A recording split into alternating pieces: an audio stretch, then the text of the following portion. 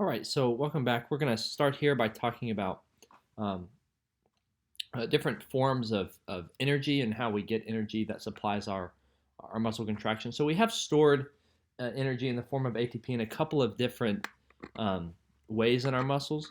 One way in our muscles, we can have an enzyme called a myokinase. Anytime you see the prefix myo, you should think muscle.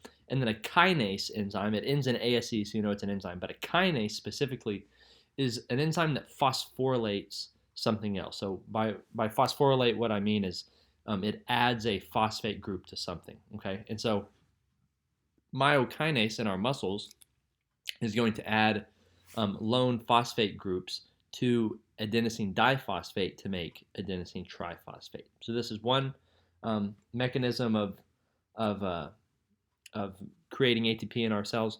We also have a high energy molecule in our cells called creatine phosphate. And you may think from the name creatine phosphate, it has a phosphate group attached to it. And in times where we need ATP, a enzyme called creatine kinase, again, kinase, it's this phosphorylating enzyme, will take the phosphate from that creatine phosphate, add it to an adenosine diphosphate, and there you've made creatine phosphate. Or I'm sorry, and there you've made ATP from creatine phosphate. Okay, creatine phosphate in our cells um, provides enough energy for us to be able to contract our muscles constantly for about 10 seconds, maybe 10 to 12, 10 to 15 seconds, and then it will begin to be depleted. Okay, so you can only make so much ATP because you only have so much creatine phosphate that's able to supply, essentially supply that ATP. Okay, and then once we deplete these sources, we'll turn to anaerobic respiration. Anaerobic respiration is referring to that not requiring oxygen. And so without oxygen, we're able to make a little bit of ATP. With aerobic respiration, so that requiring oxygen, you're able to make and synthesize a lot more ATP, okay, during carbohydrate metabolism or the breakdown of sugar and glucose. So here we have aerobic respiration, like I said, not requiring any oxygen. There's a general process where you take a glucose molecule, so C6H12O6. So there's 6 carbons, and you split it into pyruvate, or pyruvic acid, which is a 3-carbon molecule. So you get one 6-carbon molecule and transform that into 2 3-carbon molecules. And during that process, you produce 2 ATP. You really make 4 total. You gross 4. But you only net 2 because you actually had to use 2 as well. So you made 4 total, you had to use 2, so you net 2 ATP molecules. And then this pyruvic acid, depending on whether or not there's oxygen present, will either be converted into lactic acid when there's no oxygen, or if there is oxygen present, it'll enter aerobic respiration and become something called acetyl-CoA, and then this will continue to be broken down even further, producing water and carbon dioxide, as well as a larger amount of ATP during processes like the Krebs cycle and oxidative phosphorylation. So here you can see just a general schematic of what's happening in aerobic respiration, glycolysis. You take your 6-carbon glucose, so each of these circles, green circles, is supposed to represent a carbon. You have 6 carbons. You have to use 2 ATP to split it into 2 3-carbon molecules. And then down here, you have your 2 3-carbon molecules, and you actually make 2 here, and you make 2 here. So 2 ATP are made for each pyruvate. So that makes a total of 4, but we had to use 2, so we net 2 ATP right here. So 4 ATP formed, 2 used. We made our ATP. We made our pyruvate, which is this 3-carbon molecule. And then we made some NADH and hydrogens. NADHs will become important when you talk about oxidative phosphorylation and the electron transport chain. These are energy-carrying molecules that will transfer electrons to this electron transport chain that ultimately lead to the synthesis of ATP. So here you can see this is what is happening after we make our pyruvate. Very complicated, lots of steps here.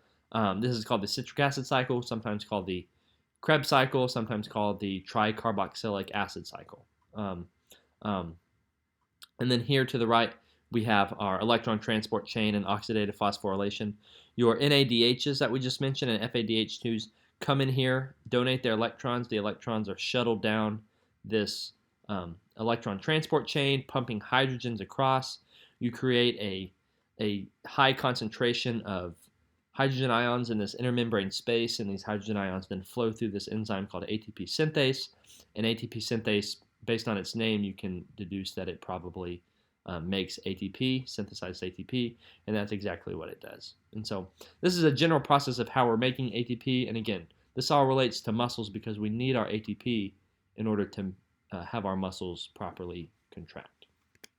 Okay, so we're going to talk a few minutes here about different types of different phases of muscle contraction. We'll talk about some other things that we can relate to our muscle contraction. So some general terms here: muscle twitch, tension, load. Muscle twitch is the single action potential that produces a muscle contraction. So we know that the axon of a neuron transmits an action potential down to this synaptic end bulbs or knobs. It stimulates the releasing of acetylcholine, and then you get this whole cascade of events that occurs after that. So muscle twitch is that. Muscle tension is the amount of force that is exerted by a muscle during contraction, and then the load is an object the force is being exerted on. So you can imagine if you have a stack of if you have your hands straight out in front of you and you have a stack of books, those books are going to be the load that your muscle or the force is being exerted on, okay, or the tension is being exerted on, okay. And then we can take our actual contraction cycle and break it up into some different parts. We have a latent, contraction, and relaxation. Latent, based on its name, you can assume that maybe nothing is happening here, and that's kind of correct, but you actually do have a few things happening. This is the time from when the action potential stimulates the release of calcium from the sarcoplasmic reticulum, the time from which the calcium is released to the time where it binds the troponin tropomyosin, okay? The contraction phase is actually when we have our cross-bridge formation and we have our sliding filament theory taking place. And then our relaxation is when calcium unbinds from the troponin tropomyosin complex. It goes back into the sarcoplasmic reticulum via the active transport that we talked about in the last lecture part, and then the whole cycle starts over again. Okay, so you can see here what's happening over time and the tension as a function of time and what's happening with each of these stages. So you have latent, contraction, and relaxation. You see that during latent, it's very brief, and there's no significant increase in tension. We may increase a little bit, but again, this is the time from which calcium is being released from the sarcoplasmic reticulum. So if it's being released, it hasn't yet bound to the troponin, and so you don't have any way to form cross-bridge formation to actually contract. So it makes sense that the tension is very low. And then as soon as it binds, we get our contraction period with the cross-bridge formation and the sliding of the actin over the myosin. And so you see a sharp increase in tension very quickly, and then it begins to level out. And then after we relax, we release our calcium back in, and so into the sarcoplasmic reticulum. And so our tension begins to slowly decrease back down to this resting, and the process can start over again. So we'll talk about some different responses that muscle can have in response to stimuli. We have things called summation and tetany. Summation, if you're taking the sum of something, you're adding multiple things together. Well, with wave summation, you're adding one stimulus on top of another stimulus for a muscle contraction. So with wave summation here, in this graph to the right, you can see we have a stimulus, we have increasing muscle tension over time, and we begin to relax, and at the time we just begin to relax, we receive a second stimulus. And so our muscle responds to that second stimulus by contracting again. And you can see that the peak tension of the second contraction is greater than the peak tension of the first contraction. And the reason for this is because we have a set amount of calcium that is already present in the sarcoplasmic reticulum. And so if we get another stimulus, we're going to release more calcium. So in theory, we can have more binding of myosin heads to actin, and so you get more cross-bridge formation, so you get greater overall tension. Okay, so that's what you can see here with wave summation. Second contraction is going to have a greater peak tension than the first. And then when we talk about tetany, this is referring to constantly really repeating stimuli. Okay, so as where wave summation was just a single stimulus, incomplete tetanus is going to involve more repeated stimuli. Okay, and you have two types. You have complete and incomplete. With incomplete, you get a little bit of relaxation and then another stimulus, and then a little bit of relaxation and another stimulus, and so on and so forth. So that's what you see with this image to the left, on this bottom graph of the image to the left. You have a contraction, peak tension, and you begin to relax, and about halfway through relaxation, another stimulus arrives. And so your peak tension for the second one is greater than that of the first, just like our summation. And again, you begin to relax about halfway, you get another stimulus. And as you see, it's kind of this stair step look, in that every peak tension of every subsequent contraction is slightly greater up to a certain point. And the reason you get up to a certain point and you stimulate or you're able to achieve a set amount of tension is because your muscles can only produce so much tension, right? You only have so much calcium that can be released from the sarcoplasmic reticulum. Your muscle and your sarcomeres can only get so short to produce some maximum amount of contraction and tension. And so you will continually get increased tension with this tetany up to a certain point. Okay, so that's incomplete tetanus. With complete tetanus, you see basically the same thing, but with here you note that there's no period of relaxation in between contractions. So at the peak tension of one contraction, you get another stimulus, and the peak tension of that one, you get another stimulus, and another, and so on and so forth. So what you see is this gradual or this very sharp, consistent increase in tension until you get to some max level of tension and you flatten out. And you know it's about the same as what we had with our incomplete tetanus. Okay, and that's again because our muscles can only generate so much force and so much tension. Okay, so incomplete tetanus versus complete tetanus. So our muscles will also respond to different stimuli in the sense that we can recruit more nerve fibers to stimulate more muscles. So we said earlier that a motor unit was a single neuron innervating a cell, a muscle fiber. So if we do this and we stimulate more neurons to stimulate more fibers, you get overall an increase in contraction. Okay, so you can imagine if you're holding one single book out in front of you, that's a set amount of tension that your muscle is under. If somebody dropped 3 more books on you, you are now having an increase in load. So to accommodate that increased load, your muscles must generate more tension. Okay, and you do that by recruiting more nerves, more neurons to stimulate more muscle fibers. Okay, and we also have this thing called the Trepe Effect, or the staircase. This is the idea of athletes warming up. When you contract your muscles and then you relax them and then you contract them again a little bit, you're kind of stretching out your muscle a little bit. You're allowing for more calcium to be present in the sarcoplasm for muscle contraction. And there is some degree of actually physically warming up your muscles. It creates some amount of heat that can allow for your muscles to function a little more properly. And so like our wave summation and our tetany, different contractions, subsequent contractions will get increasingly greater in strength and tension up to a certain degree, just like we saw with our other summation and tetanus. So you see here our staircase effect. We go up a little bit and we have full relaxation, and then our second contraction, a little bit higher, full relaxation, a little bit higher, full relaxation, and so on and so forth. And so we'll continue to increase our muscle tension, our peak tension, up to a certain point. Okay. Now, one thing I want to note about, I want to talk about tetanus for just a second again. Our skeletal muscles can undergo tetany. You can contract your biceps and you can keep it contracted for quite a long time. What other muscle in our body do you think, that there's one primary one that I'm thinking of, that is not able to undergo tetany or tetanus during normal physiological conditions? So hopefully you're thinking of maybe the heart, okay, the cardiac myocardium, the heart muscle. And it's a good thing that our heart can't undergo tetanus like our skeletal muscles can. You can imagine if our heart was able to contract and stay contracted, it's not pumping blood. So the whole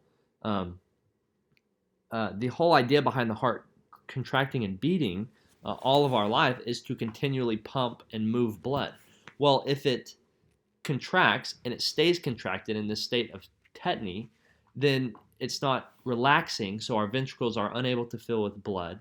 If our ventricles are unable to fill with blood, then we're unable to eject blood out of the ventricles into the pulmonary trunk or the aorta and circulate blood to the lungs or heart. Okay, so the lack of tetany in cardiac muscle is a good thing. Okay, and we'll finish up here. I think we're near the end here, talking about different types of muscle contraction. So isotonic and isometric. Isotonic, our muscle is going to generate tension and force, and it's also going to change in its length. Okay, you have two types of isotonic contraction: eccentric and concentric. Eccentric, the muscle is getting shorter. Eccentric, your muscle is getting longer. I apologize. And concentric, your muscle is getting shorter. Okay, so you can imagine if you're doing curls, bicep curls, whenever you curl up, that is a concentric isotonic contraction. Concentric because our muscle is getting shorter. Isotonic because it's changing. Okay, changing by getting shorter. Now, isometric contraction we're still generating tension, and we're still changing our tension, but we're not changing the length. Okay, so if you imagine, again, let's use the example of you holding a book. If you have your hand straight out in front of you, and you have one book in your hand, your muscle is generating some amount of tension. If I add another book to that, you're going to have to generate a little bit more tension to hold that additional load. But your muscle, your biceps, didn't change in length. Okay, if I add two more books, you're going to increase your tension even further, but you're not going to change the length of your muscle. You're just going to continue to hold it. Okay, so isotonic, we're changing length, and we have eccentric getting longer and concentric getting shorter, and then isometric, things are going to stay the same in terms of length, but they will change in terms of tension. And then we have some slow twitch and fast twitch fibers. So what this means is the type of fiber that we find in our muscles can vary depending on location and depending on individual. So our slow twitch are going to twitch slowly. They're going to contract at a slower rate, but with a greater endurance than our fast twitch fibers. These are very dark in color when you look at them histologically. This is because they have lots of oxygen, lots of blood supply. They have lots of mitochondria. If you imagine, we need mitochondria in order to make ATP, and if these slow twitch fibers have a high endurance to be able to contract a long time without fatiguing, you're going to need lots of energy. Okay. You also have myoglobin, which binds oxygen in our muscle cells, and capillaries to supply it with blood. And then fast twitch fibers are exactly the opposite of slow twitch fibers. So they contract very quickly, and they don't have a very long endurance. They're lighter in color due to a decreased blood supply, and these are good for stop and go, very quick activities that don't require a very long endurance. Okay, so you can imagine a sprinter having lots of fast twitch fibers. You see lots of these white fibers here. Slow twitch fibers would be found in somebody who maybe is a marathon runner or a triathlete, very long distances, not looking for very fast speed. And then somebody, maybe an average person, middle distance, would have a kind of equal combination of both. Okay. So our smooth muscle will be the last thing that we'll talk about here. Our smooth muscle differs from cardiac and skeletal in that it is smooth, meaning that it does not have the striations that our cardiac and skeletal muscles do. Now, it still has actin and myosin, and it still contracts in a similar way, but you don't have the actin and myosin oriented in this striated arrangement like you do with cardiac and skeletal muscle. It is mononucleated, meaning it has a single nucleus that is kind of elongated and located usually in the center of the cell. And these cells are kind of spindle shaped and kind of tapered. And again, they are involuntary, just like our cardiac muscle. These are good for moving blood within blood vessels. They can do this, as well as they're found in the parts of the alimentary canal and digestive tract for peristalsis to move digested material within our small and large intestine, as well as our stomach. Okay. Now, the way in which smooth muscle contracts can differ based on what type of smooth muscle we're talking about. The two types are single unit and multi-unit. A single unit smooth muscle, and I'll show you a picture here, it'll make more sense. A single unit has a grouping of smooth muscle cells with a single nerve fiber innervating all of these. Okay, so you can imagine it's going to produce a very consistent contraction with this single unit. Everything is going to contract together because everything is connected to each other. And then our multi-unit, each individual muscle cell, smooth muscle cell, is going to have its own axon terminal, and so each one will contract independently of each other. Okay, so if we go back here to multi-unit, they're independent of each other and innervated individually, and that's what you can see here. Single nerve fiber, you have individual axons coming down, whereas this one you just have a single nerve fiber with little axons that would come out to each one of these. Okay, here on the left you can see a kind of picture of a typical muscle cell, smooth muscle cell here. It's kind of elongated, kind of tapers toward the end. You do not see the striations that you see in cardiac and smooth muscle, and you can see a single long nucleus located roughly in the middle of the cell. You can see that all throughout here. So we will end there. As always, if you have any questions about any of this material, feel free to contact me, and I will see you in the next video.